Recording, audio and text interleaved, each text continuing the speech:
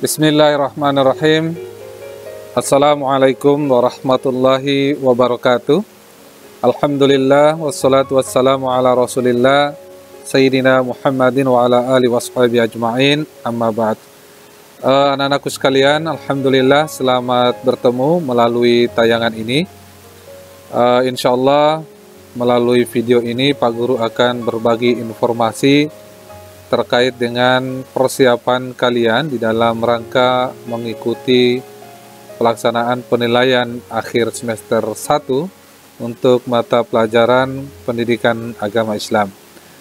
Jadi di dalam tayangan ini insya Allah Pak Guru akan menyampaikan beberapa rangkuman materi ataupun beberapa kompetensi yang harus kalian pahami, dan ini mungkin menjadi kisi-kisi ya di dalam pelaksanaan penilaian kita nanti.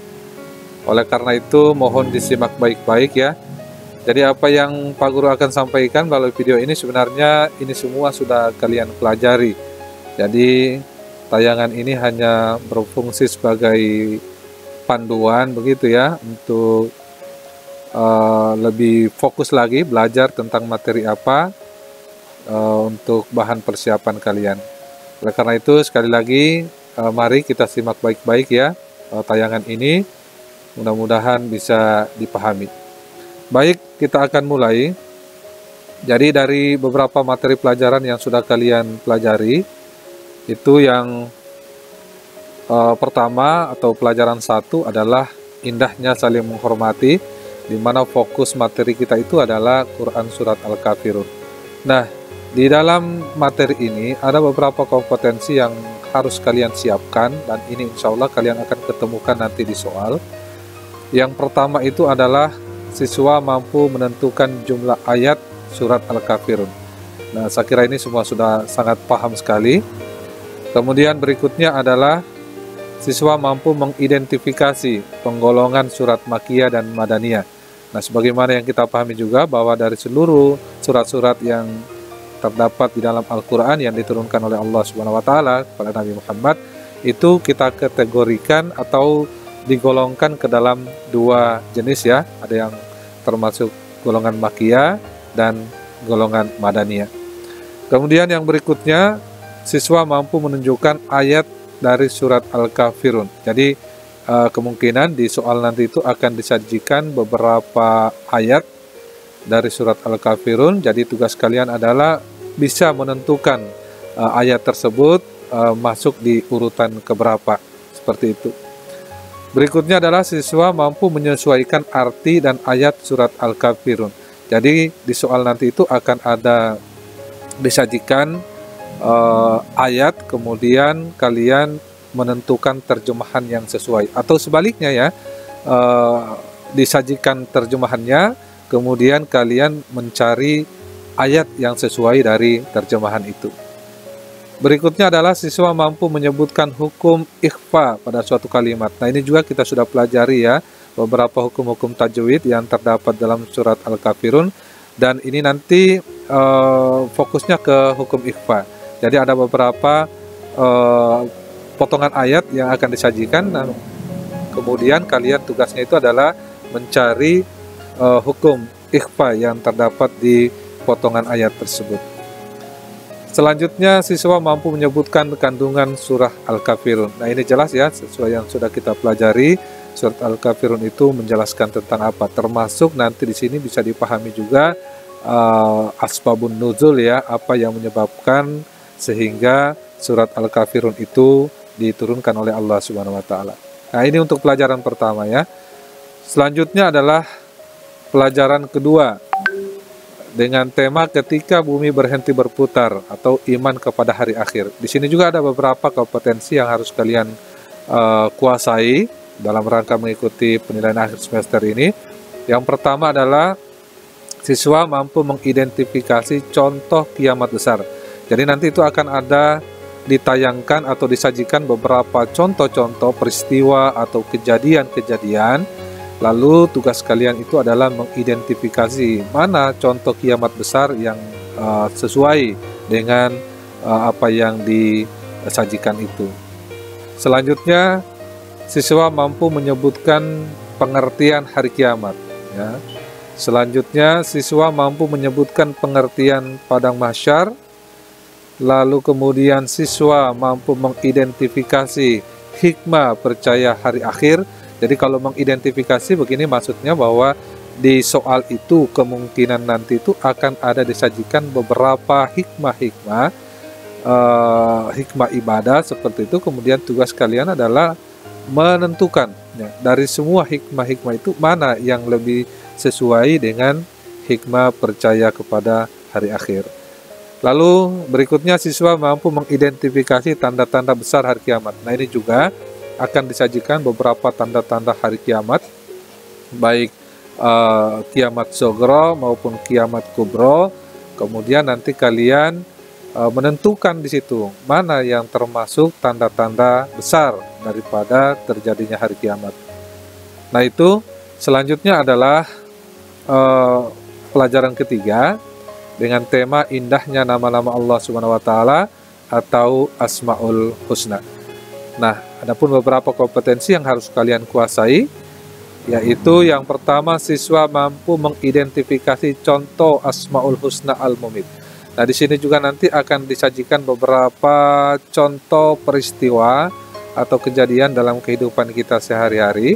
Lalu kemudian tugas kalian adalah memilih dan atau menentukan mana di situ yang sesuai dengan contoh Asmaul Husna Al-Mumit. Nah, tentunya kalian masih ingat kan apa itu Al-Mumit? Ya. Berikutnya adalah siswa mampu menunjukkan contoh Asmaul Husna Al-Muqaddim. Nah, ini polanya hampir sama ya dengan kompetensi yang pertama itu atau Asmaul Husna Al-Mumit. Jadi, ini mirip-mirip ya. Jadi nanti juga akan disajikan beberapa kejadian dalam kehidupan sehari-hari. Lanjut, siswa mampu menunjukkan contoh penerapan Asmaul Husna As-Somad. Nah ini juga akan disajikan beberapa perilaku ya yang biasa terjadi di dalam kehidupan kita sehari-hari. Kemudian kalian mampu menunjukkan mana contoh penerapan Asmaul Husna As-Somad yang sesuai dari beberapa sajian-sajian itu. Kemudian yang berikutnya pelajaran keempat dengan tema ayo membayar zakat. Nah, di sini juga ada beberapa kompetensi yang harus kalian kuasai. Yang pertama, siswa mampu menentukan pengertian zakat. Nah, ini pengertian zakat dalam arti umum ya, bukan zakat mal atau bukan zakat fitrah, tetapi pengertian zakat secara umum. Kemudian berikutnya siswa mampu menyebutkan dasar hukum perintah zakat dalam Al-Quran. Jadi kewajiban zakat itu memang diperintahkan kepada kita sebagai umat Islam oleh Allah SWT, dan itu perintahnya terdapat di dalam Al-Quran. Nah, silakan cari atau pelajari ya, kira-kira surat apa dan ayat berapa yang menjelaskan tentang diwajibkannya zakat di agama Islam. Berikutnya adalah siswa mampu mengidentifikasi syarat wajib zakat. Lalu siswa mampu mengidentifikasi syarat mengeluarkan zakat mal. Nah ini syarat mengeluarkan zakat mal itu dilihat dari syarat orang yang mengeluarkan maupun syarat dari harta itu sendiri. Ya, dikatakan bisa dikeluarkan zakatnya apabila sudah memenuhi syarat seperti apa. Lalu kemudian siswa mampu mengidentifikasi pengertian zakat fitrah. Jadi kalau yang pertama tadi itu pengertian zakat secara umum, nah ini dia adalah pengertian zakat fitrah. Lalu kemudian siswa mampu menentukan besaran zakat fitrah. Nah ini ada beberapa soal yang memuat kompetensi ini sebenarnya. Jadi ketika kalian sudah mengetahui berapa besaran zakat fitrah, jadi nanti ada beberapa juga soal yang di situ ada semacam contoh kasus ya. Kalian menghitung berapa zakat fitrah, misalnya di dalam satu keluarga, anggota keluarganya ada berapa, 5 atau 7, nah zakat fitrahnya itu kira-kira berapa, ya seperti itu ya. Lalu siswa mampu menentukan nisab zakat mal. Nah ini sudah kita pelajari ya, zakat mal itu kan ada 5 kelompok harta ya, yang boleh dizakatkan ya, mulai dari golongan emas dan perak, kemudian harta perniagaan, hasil bumi, barang temuan, kemudian hewan ternak ya. Nah, berapa nisabnya masing-masing harta tersebut ya? Kalau emas berapa, harta perniagaan berapa, hewan ternak berapa, seperti itu. Kemudian siswa mampu mengidentifikasi 8 golongan mustahik. Jadi kalian silakan pelajari ya, mustahik itu apa, kemudian 8 golongan itu seperti apa. Nanti dipelajari ya, termasuk pengertiannya yang dari 8 golongan itu. Ya, mulai dari fakir, miskin, amil, dan seterusnya. Selanjutnya yang terakhir adalah pelajaran kelima, yaitu materi keteladanan Rasulullah SAW dan sahabatnya.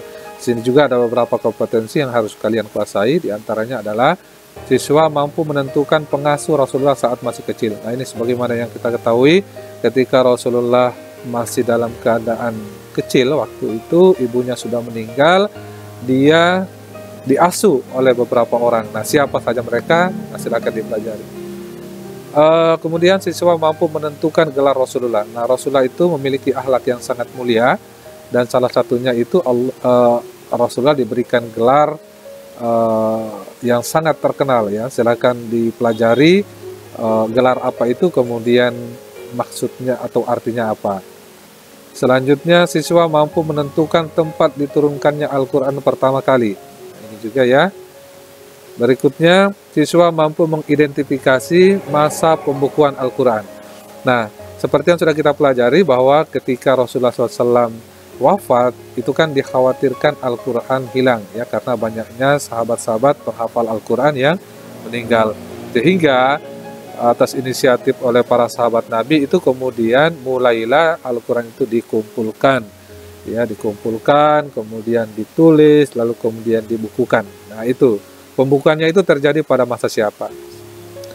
Kemudian siswa mampu mengidentifikasi makna Khulafaur Rasyidin. Nah, jadi kepemimpinan Islam setelah Rasulullah wafat digantikan oleh para sahabatnya, itu disebut masa kepemimpinan Khulafaur Rasyidin. Nah, Khulafaur Rasyidin itu artinya apa?